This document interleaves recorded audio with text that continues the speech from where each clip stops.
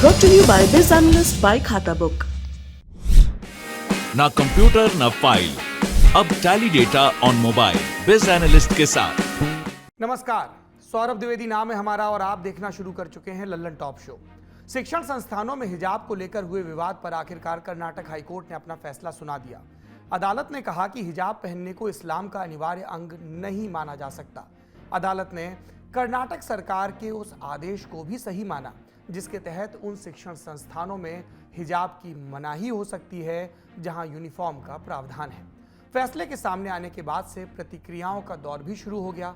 पक्ष और विपक्ष में तर्क दिए जा रहे हैं। जाहिर है कि हमारे दर्शक भी इस मुद्दे पर अपनी राय बनाना चाहते हैं। इसके लिए जरूरी है कि आप समझें कि विवाद खड़ा कैसे हुआ, न्यायालय में क्या दलीलें दी गई और फैसले पर पहुंचते हुए ट्रिपल बेंच ने किन तर्कों को वजन दिया। इस काम में आपकी मदद करेगा हमारा बड़ी खबर segment.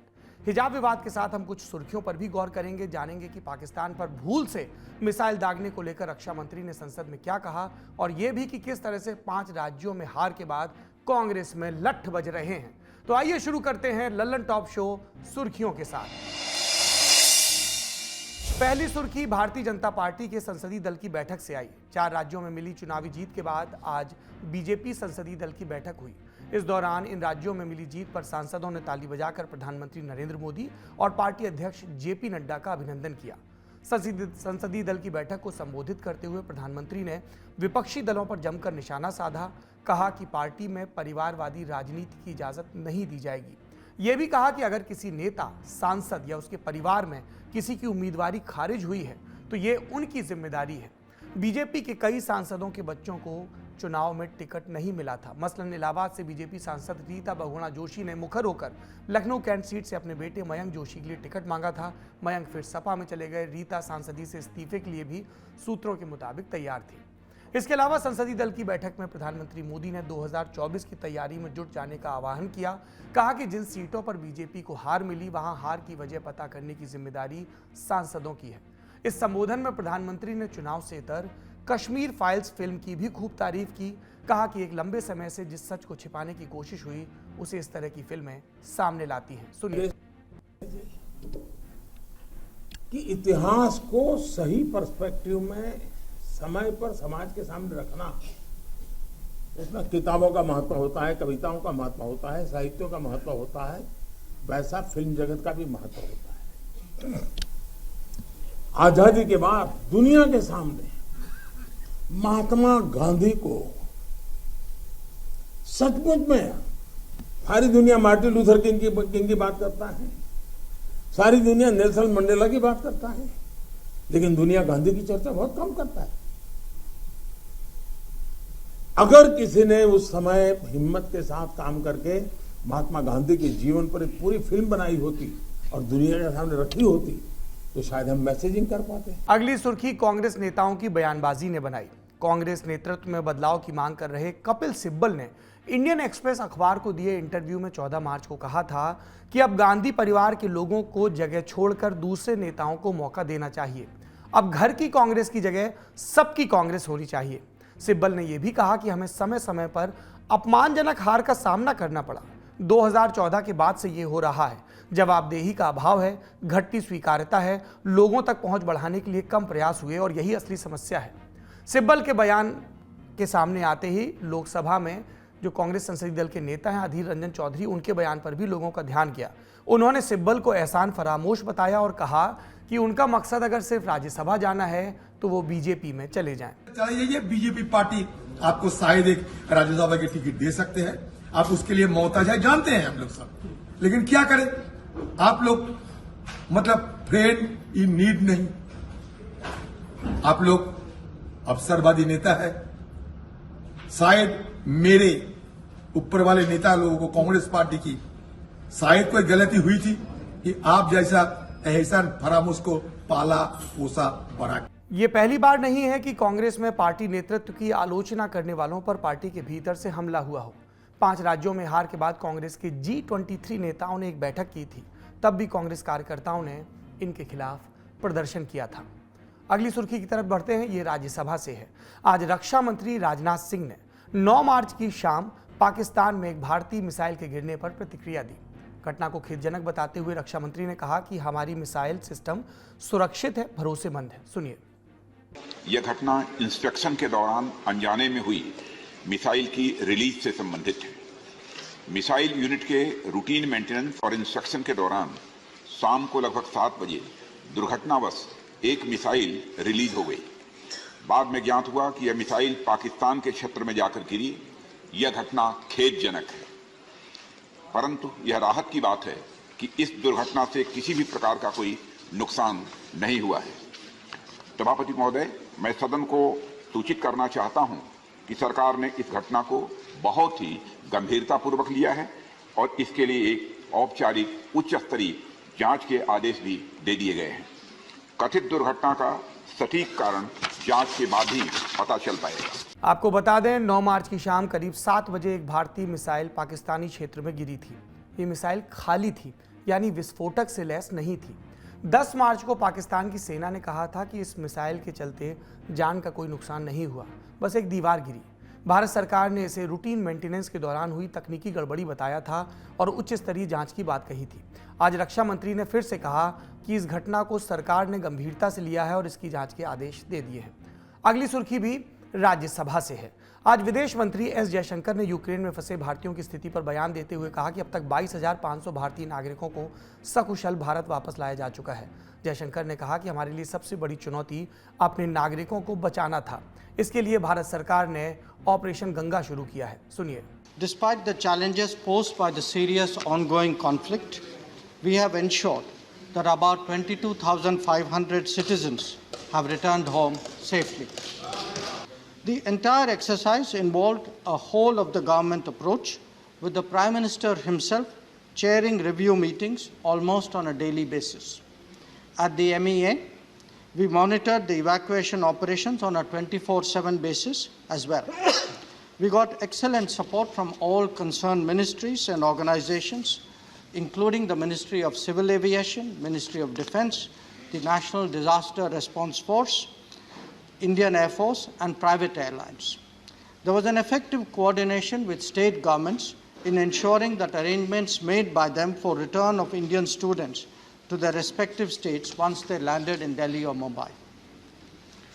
Mr. Chairman, let me apprise members of the steps taken in advance of the actual conflict situation. As tensions increased, the Embassy of India in Ukraine had started a registration drive for Indian nationals in January 2022. As a result, around 20,000 Indian nationals registered with our embassy in Kiev. Most of the Indian nationals were students who were pursuing medical studies in Ukrainian universities that were dispersed throughout the doctor Jaishankar ने यह भी कहा कि बचाव अभियान में भारत मित्र देशों के बच्चों को वापस लाया है। उन्होंने नवीन शेखरप्पा को लेकर भी जानकारी दी। शेखरप्पा 21 साल का मेडिकल छात्र, खार्किव में गोलीबारी के दौरान मृत्यु हुई थी। मंत्री जी के मुताबिक भारतीय दूतावास उनके शरीर को वापस लाने का प्रयास कर रहा है। आखिरी सुर्खी का संबंध दिवंगत सीडीएस जनरल बिपिन रावत से है। आज जनरल रावत के 65वें जन्मदिन की पूर्व संध्या। इस मौके पर सेना ने United service institution of India यानी यूएसआई में उनके नाम पर एक चेयर ऑफ एक्सीलेंस का गठन किया। इस ऐलान के लिए सेनाध्यक्ष जनरल नरवणे साउथ ब्लॉक में हुए कार्यक्रम में पहुंचे। इस मौके पर जनरल नरवणे ने 5 लाख रुपए भी यूएसआई को दिए। इस पैसे से चेयर ऑफ एक्सीलेंस पर मनोनीत व्यक्ति को मानदेय मिलेगा। विश्वविद्यालयों और शोध केंद्रों में अक्सर चेयर ऑफ एक्सीलेंस बनाई जाती है। ये एक ऐसी व्यवस्था होती है जिसके तहत किसी प्रतिष्ठित स्कॉलर को विभाग में जगह दी जाती है। इसका मकसद क्या होता है? एक खास तय मकसद। जैसे general Bipin Rawat memorial chair of excellence का मकसद होगा सेनाओं में तालमेल पर शोध करना। दिसंबर 2021 में एक हेलीकॉप्टर दुर्घटना में निधन तक जनरल रावत बतौर सीडीएस इसी दिशा में प्रयास कर रहे थे। इसके अलावा चेयर महत्वपूर्ण सामरिक मुद्दों पर भी शोध करेगी। 2022-23 के सत्र में चेयर के शोध का विषय होगा jointness and integration in the context of land warfare in India. Bharat में तीनों सेनाएं इस तरह के शोध के लिए चेयर ऑफ एक्सीलेंस का गठन करती रहती हैं। ये थी ललन टॉप शो में आज की सुर्खियां। अब चलते हैं दिन की बड़ी खबर की तरफ। प्री यूनिवर्सिटी कॉलेज यानी इंटर की कक्षाओं में हिजाब पहनने को लेकर विवाद हुआ। विवाद कर्नाटक हाईकोर्ट में पहुंचा। 11 बार की सुनवाई के बाद 25 फरवरी को फैसला सुरक्षित किया गया और आज 129 पन्नों की शक्ल में यह फैसला कागज पर उतर आया। दोनों प्रमुख बिंदु हमने आपको शुरुआत में भी बताए थे, दोहरा देते हैं। कर्नाटक हाईकोर्ट की राय में हिजाब पहनना इस्लाम का अनिवार्य अंग नहीं है और शिक्षण संस्थानों में यूनिफॉर्म के लिए बने नियमों के तहत हिजाब पहनने की मनाही हो सकती है। जब से यह फैसला आया है, बहसबाज इन दो बिंदुओं को लेकर उलझ गए हैं। इसलिए जरूरी है कि इन बिंदुओं तक अदालत कैसे पहुंची, ये समझा जाए। विवाद की शुरुआत हुई 1 जनवरी 2022 को, जब कर्नाटक के उडुपी जिले के प्री यूनिवर्सिटी कॉलेज की 6 छात्राओं ने प्रेस कॉन्फ्रेंस की। इनकी शिकायत कि इन्हें हिजाब पहनकर क्लास अटेंड नहीं करने दी जा रही। शुरुआत में ज्यादा हंगामा नहीं हुआ। कॉलेज ने कहा कि छात्राएं यूनिफॉर्म के नियम जानती हैं और उन्होंने पहले इन पर सहमति जताई थी। हिजाब कैंपस में पहना जा सकता है, लेकिन कक्षाओं के भीतर नहीं। इन्हें कैंपस फ्रंट ऑफ इंडिया संगठन का समर्थन मिला था, जो पॉपुलर फ्रंट ऑफ इंडिया का छात्र संगठन है। फिर इस आंदोलन के खिलाफ एक दूसरा आंदोलन शुरू हुआ कि अगर मुस्लिम छात्राएं हिजाब पहन सकती हैं तो हिंदू छात्र भी भगवा गमछा डालकर क्लास में बैठेंगे। इन छात्रों को हिंदू जागरण वेदिके जैसे संगठनों का समर्थन मिलने की बात सामने आई। फिर मामला त्रिपक्षीय हो गया। प्रशासन, मुस्लिम छात्राएं और हिंदू छात्र। ढेर सारे वीडियो जिसमें दोनों पक्षों के बीच तनाव और तटीय कर्नाटक का माहौल खराब। 31 जनवरी को मामला कर्नाटक हाईकोर्ट पहुंचा, जहां छात्राओं ने संविधान के अनुच्छेद 14, 19 और 25 के तहत कक्षा में हिजाब पहनने की अनुमति मांगी। अनुच्छेद 14 से कानून के समक्ष समानता का अधिकार मिलता है, 19 अभिव्यक्ति की स्वतंत्रता और 25 धार्मिक स्वतंत्रता से ताल्लुक रखता है। पहली याचिका मुस्लिम छात्राओं की तरफ से लगी और फिर याचिकाओं की लिस्ट लंबी होती गई। 5 फरवरी को कर्नाटक सरकार की तरफ से आदेश निकाला गया, जिसमें सरकार ने कहा कि 1983 के कर्नाटक शिक्षा कानून की धारा 133 के तहत लोक व्यवस्था बनाए रखने के मकसद से सरकार स्कूल और कॉलेजों को निर्देश दे सकती है। साथ ही Karnataka board of pre university education के तहत आने वाले कॉलेजों के लिए college development committee dress code की अनुशंसा कर सकती है। 8 फरवरी तक तनाव इतना बढ़ा कि कर्नाटक सरकार ने 3 दिन की छुट्टी का ऐलान किया। सुरक्षा बलों ने फ्लैग मार्च निकाला। 10 मार्च को हाईकोर्ट ने अंतरिम आदेश देकर यथास्थिति बनाए रखने को कहा। इस मामले की सुनवाई की कर्नाटक हाईकोर्ट के मुख्य न्यायाधीश ऋतुराज अवस्थी, न्यायमूर्ति कृष्णा एस दीक्षित और न्यायमूर्ति JM खाजी की पीठ ने। लंबी लंबी दलीलें हुई, जिन्हें कर्नाटक हाईकोर्ट के आधिकारिक यूट्यूब चैनल पर भी लाइव प्रसारित किया गया। आज आए फैसले से पहले कर्नाटक सरकार ने भी भरपूर तैयारी की थी। राजधानी बेंगलुरु में भारी पुलिस बंदोबस्त तैनात किया गया था।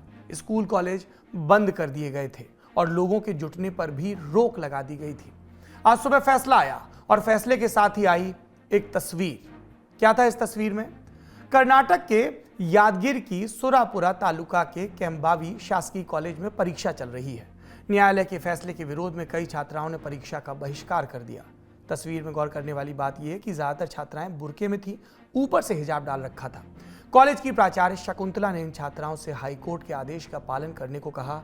छात्राएं नहीं मानी और परीक्षा कक्ष से बाहर आ गईं। इससे आप अनुमान लगा सकते हैं कि यूनिफॉर्म से शुरू हुआ विवाद कहां तक पहुंच गया है। खैर, हम फैसले पर लौटते हैं, लेकिन उससे पहले एक राइडर। न्यायालय का फैसला अंग्रेजी में होता है, बहुत विस्तृत होता है। उसके पूरे विस्तार को बुलेटिन में समेटना संभव नहीं है, इसलिए हमने अपनी समझ के आधार पर भाषा का अनुवाद किया है और बातें संक्षेप में बताई हैं। न्यायालय ने असल में जो कहा उसे पढ़ने के लिए आपको फैसले की कॉपी को देखना होगा अंग्रेजी में। न्यायालय ने अपने फैसले में 4 प्रश्नों के उत्तर पेश किए। क्या हिजाब पहनना इस्लाम में अनिवार्य धार्मिक प्रथा का हिस्सा है, जो भारत के संविधान के अनुच्छेद 25 के तहत संरक्षित है? पहला। दूसरा, क्या स्कूल यूनिफॉर्म का निर्देश मौलिक अधिकारों का उल्लंघन है? तीसरा बिंदु, क्या 5 फरवरी का शासनादेश अक्षम और स्पष्ट रूप से मनमाना होने के अलावा अनुच्छेद 14 और 15 का उल्लंघन करता है? और चौथा बिंदु, क्या उडुपी के PU कॉलेज के प्रिंसिपल और लेक्चरर्स के खिलाफ मामला बनता है? इसके जवाब में मुख्य न्यायाधीश ऋतुराज अवस्थी, जिन्होंने खुली अदालत में फैसले के ऑपरेटिव हिस्से को पढ़ा, उन्होंने क्या कहा सुनिए।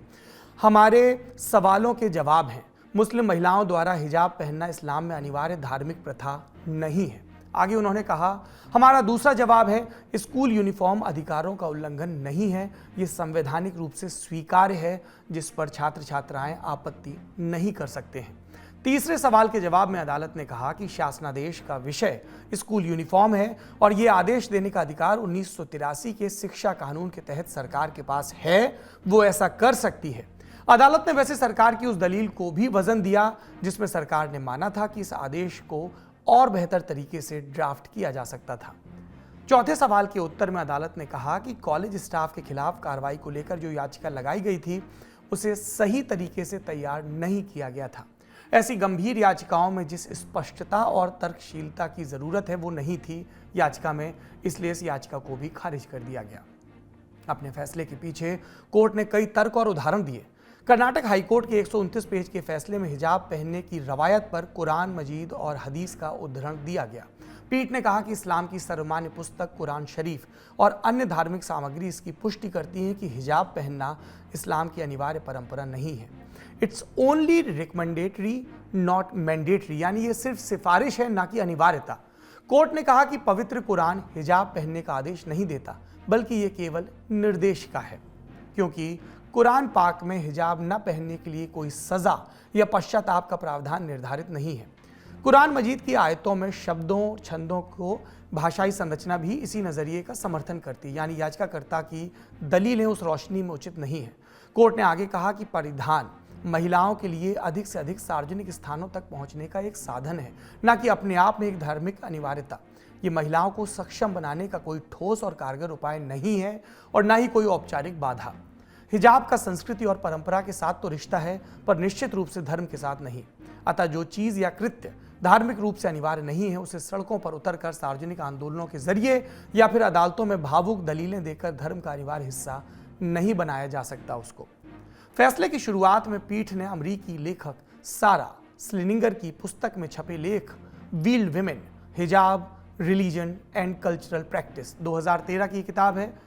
इसका हिंदी में तर्जुमा पर्दा, हिजाब, मजहब और तहजीब, इसका उल्लेख करते हुए लिखा कि हिजाब का इतिहास बहुत पेचीदा है, क्योंकि इसमें समय समय पर मजहब और तहजीब का असर रहा है। इसमें कोई शक नहीं कि कई महिलाएं समाज की ओर से डाले गए नैतिक दबाव की वजह से पर्दा नशी रहती हैं। कई इसलिए खुद को पर्दे में रखती हैं क्योंकि इसे वो अपनी पसंद मानती हैं, और इसके कई कारण होते हैं। कई बार जीवन साथी, परिवार और रिश्तेदारों की सोच का असर भी होता है। कई बार वे पर्दे में रहना इसलिए भी स्वीकार करती हैं क्योंकि उनका समाज इसी आधार पर उस महिला के प्रति अपनी राय बनाता है। लिहाजा इस मामले में कुछ भी राय बनाना बेहद पेचीदा है। इसके बाद पीठ ने लिखा कि इस सिलसिले में डॉक्टर भीमराव अंबेडकर के विचार भी समीचीन हैं, रेलेवेंट हैं।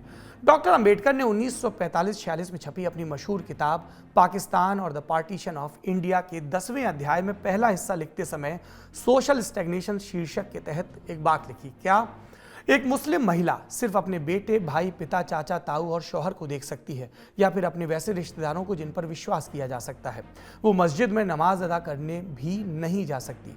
बिना बुर्का पहने वो घर से बाहर भी नहीं निकल सकती। तभी तो भारत के गली कूचों, सड़कों पर आती जाती बुर्का नशीब मुस्लिम औरतों का दिखना आम बात है। मुसलमानों में भी हिंदुओं की तरह और कई जगह तो उनसे भी ज़्यादा सामाजिक बुराइयां हैं। अनिवार्य पर्दा प्रथा भी उनमें से एक है। उनका मानना है कि इससे उनका शरीर पूरी तरह ढका होता है, लिहाजा शरीर और सौंदर्य के प्रति सोचने के बजाय वो पारिवारिक झंझटों और रिश्तों की उलझने सुलझाने में उलझी रहती हैं, क्योंकि उनका बाहरी दुनिया से संपर्क कटा रहता है। वो बाहरी सामाजिक क्रियाकलापों में हिस्सा नहीं लेती, लिहाजा उनकी गुलामी जैसी मानसिकता हो जाती है, गुलामों जैसी। वो हीन भावना से ग्रस्त, कुंठित और लाचार किस्म की हो जाती हैं। कोई भी भारत में मुस्लिम औरतों में पर्दा प्रथा से उपजी समस्या के गंभीर असर और परिणामों के बारे में जान सकता है।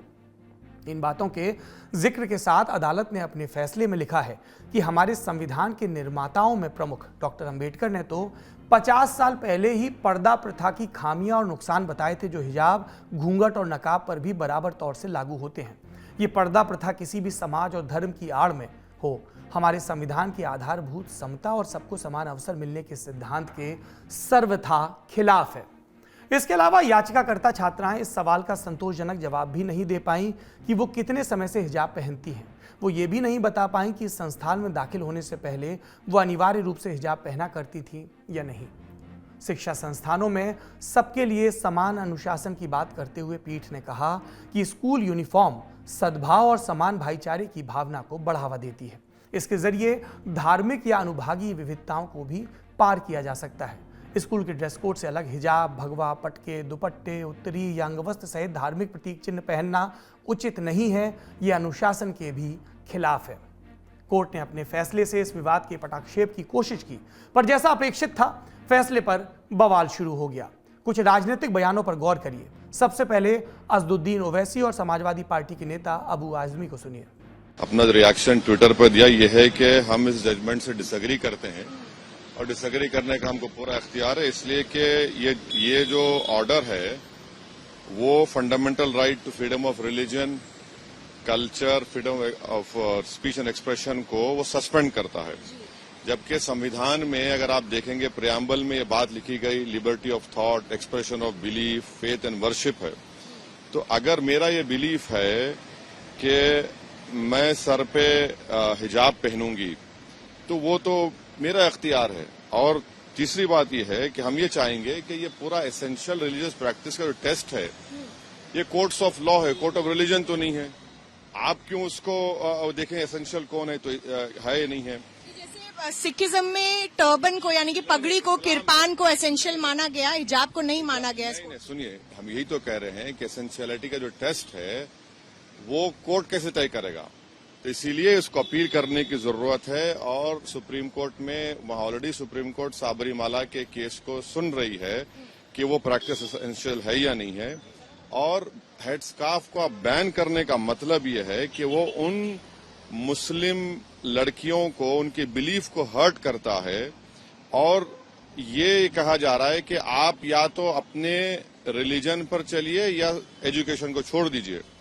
हमारा मानना यह कि एजुकेशन जारी रहेगा हमारे बिलीफ के साथ। और हिजाब पहनने से देखिए सरकार इंटरवीन कब कर सकती है, जब मेरा एक्शन जो है वो किसी को हर्ट कर रहा है, हार्म कर रहा है, तो किसी को हार्म नहीं हो रहा है। मैं पूछूं कि हमारे सिख भाइयों को पगड़ी पहनना जरूरी है, उनके मजहब का हिस्सा है, क्या वो स्कूल में आए और उनको कहा जाए कि यूनिफॉर्म में पगड़ी नहीं है तो क्या उनकी पगड़ी उतारी जाएगी? कई भावुक दलीलें कोर्ट के सामने दी गई थी, लेकिन हमें समझना होगा कि सिखों की पगड़ी और हिजाब में अंतर है। पगड़ी सिख धर्म का अनिवार्य हिस्सा है। जैसे इस्लाम में 5 अनिवार्य हिस्से हैं, कलमा, नमाज, रोज़ा, जक़ात और हज। इन 5 चीज़ों को अगर कोई रोकता है तो अनुच्छेद 25 का उल्लंघन होता है और तब कोर्ट संरक्षण देता है। लेकिन हिजाब के मामले में कोर्ट ने ऐसा नहीं पाया, बल्कि कोर्ट ने यहाँ कुछ अंदेशा ज़रूर जताया।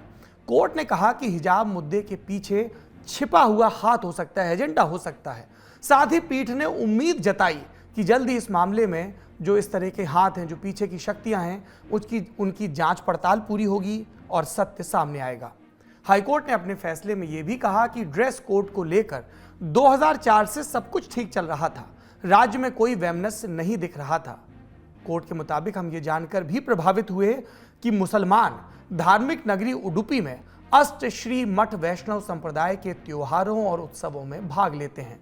लेकिन इसके साथ ही ये बात हमें निराश कर गई कि आखिर कैसे अचानक अकादमिक सत्र के बीच हिजाब का मुद्दा पैदा हुआ, जिसे बेवजह और ज़रूरत से ज़्यादा हवा दी गई। कोर्ट ने यह भी कहा कि जिस तरह सामाजिक अशांति और द्वेष फैलाने की कोशिश की गई वो सबके सामने है, उसमें अब बहुत कुछ बताने की ज़रूरत नहीं है। हालांकि हम इस मामले पर टिप्पणी नहीं करेंगे ताकि पुलिस जांच प्रभावित ना हो। हमने इस मामले की जांच से संबंधित सीलबंद लिफाफे में दिए पुलिस के कागजात देखे हैं। हम शीघ्र और सटीक जांच की उम्मीद करते हैं ताकि जांच पूरी कर दोषियों को गिरफ्तार किया जा सके। यहां तक आते आते आप अदालत के फैसले की कमोबेश सारी महत्वपूर्ण बातें जान चुके हैं। हमने आपको फैसले से पहले हुए पुलिस बंदोबस्त के बारे में भी बताया था। इसमें अपडेट यह है कि फैसले के बाद बेलगाम, बेंगलुरु ग्रामीण, कलबुर्गी, कोम्पल और चिकमंगलूर जैसे जिलों में धारा 144 लगा दी गई। प्रशासन अलर्ट पर है। सुनिए सूबे के मुख्यमंत्री बसवराज बोम्मई ने इन सब पर क्या कहा।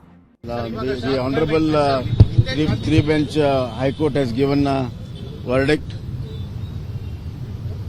that the uniform order by the government has been upheld, and they have mentioned that hijab is not an essential practice of religion. Therefore, I request everybody in the society, in the parents, teachers, students, and those who are concerned about education to whatever the High Court has said, we have to see that it is implemented and peace and order is maintained. सरकार के अलावा BJP नेताओं ने भी इस फैसले का स्वागत किया।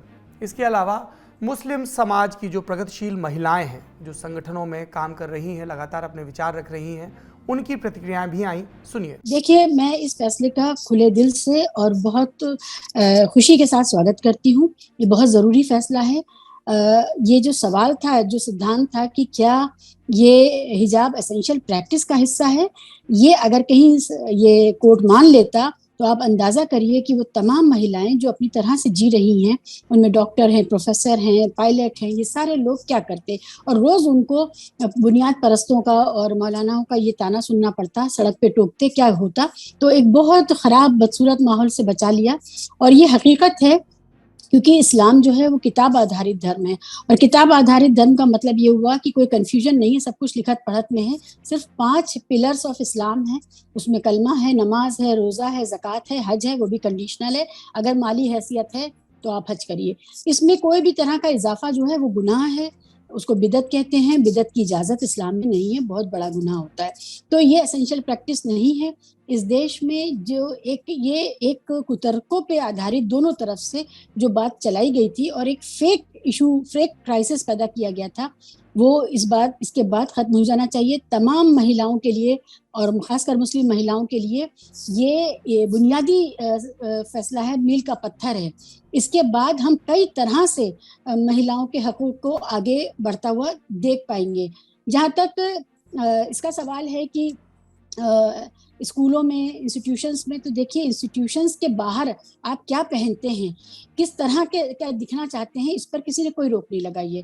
आप हिजाब पहने, घूंघट पहने, चादर पहने, कुछ भी पहने, इससे, और ये हम सब इसके समर्थक हैं क्योंकि भारत एक परंपरा प्रधान देश है।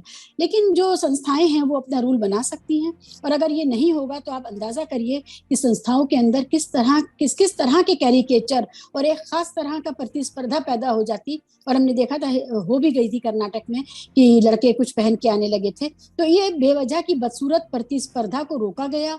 एक बराबरी का माहौल जो संस्थान के अंदर जरूरी होता है, जिसमें जाति की बराबरी, धर्म की बराबरी और वर्ग की बराबरी, कि आप कोई अमीर गरीब है उसकी बराबरी, ये सब पर एक आदर्श दुनिया रची जाती है और हम उसके समर्थन में हैं। लेकिन हम संविधान के आर्टिकल 21 राइट टू चॉइस में, हम उसमें हक है हमको कि हम अपनी जो हमारी आज़ादी है राइट टू चॉइस की, चाहे हम स्कार्फ पहने, चाहे हम जीन्स पैंट पहने, चाहे हम साड़ी पहने, ये हमारी राइट टू चॉइस है। लेकिन हमारे शिक्षा संस्थान में अगर कोई रूल होता है तो हमें पहले शिक्षा पे ध्यान देना चाहिए। इस्लाम में हिजाब का ये मतलब नहीं होता कि हम पूरे अपने चेहरे को ढाक लें या अपने शरीर को पूरी तरह से लपेट लें। एक मर्यादित चादर में अपने सर को ढाकें और अपने शरीर को एक मर्यादित और सभ्य शालीनता की वेशभूषा। आपने अलग अलग विचार सुने। अब आगे की बात। हिजाब पहनने पर कर्नाटक हाईकोर्ट के फैसले से जो याचिकाकर्ता निराश हैं, जिसमें छात्राएं हैं और संगठन, वे अब इस फैसले को सुप्रीम कोर्ट में चुनौती देने की तैयारी में है। वकीलों की टीम फैसले का अध्ययन कर रही है, लीगल पॉइंट देखेंगे, फिर चुनौती देंगे। ये लगभग तय है कि ये मामला भी सबरीमाला मामले के साथ सुना जाएगा। 9 जजों की संवैधानिक पीठ जो धार्मिक मान्यताओं और इससे जुड़े जो कानूनी मसले हैं कि कानून और इन धार्मिक मान्यताओं के बीच इंटरप्ले और इस पर क्या स्पष्टता हो, ये जानने की कोशिश कर रही है। और वो जो भी फैसला होगा वो भविष्य के लिए भी नज़ीर होगा। दर्शकों से हमारी अपील यही है, न्यायालय के फैसले का सम्मान करें। कोर्ट कॉन्स्टिट्यूशन के कस्टोडियन हैं। आप खुश हैं या मायूस, अपनी अभिव्यक्ति में भाषा का संयम रखें, संवाद करें और संवाद में ही अपनी चिंताएं और अपनी मांगों का हल खोजें। और किसी भी चीज़ को अपनी शिक्षा के आड़े ना आने दें। पढ़ाई सबसे ज़्यादा ज़रूरी है। अब बारी है कू की राय की। आज का सवाल, क्या हाईकोर्ट के फैसले के बाद हिजाब विवाद खत्म हो जाएगा? हाँ कहने वालों की संख्या 60%, नहीं कहने वाले 40%। अगर आप भी कू पर हमारे पोल का हिस्सा बनना चाहते हैं तो ललन टॉप को इस सोशल मीडिया पर फॉलो करें। आप अलग अलग मुद्दों पर अपनी राय भी हमसे साझा कर सकते हैं। हैशटैग इस्तेमाल करें LT show on Koo. Comment box में भी आप अपने विचार बता सकते हैं। आज का ललन टॉप शो यहीं पर समाप्त होता है। अपना और अपनों का ख्याल रखिए। शुक्रिया। शुभ रात्रि।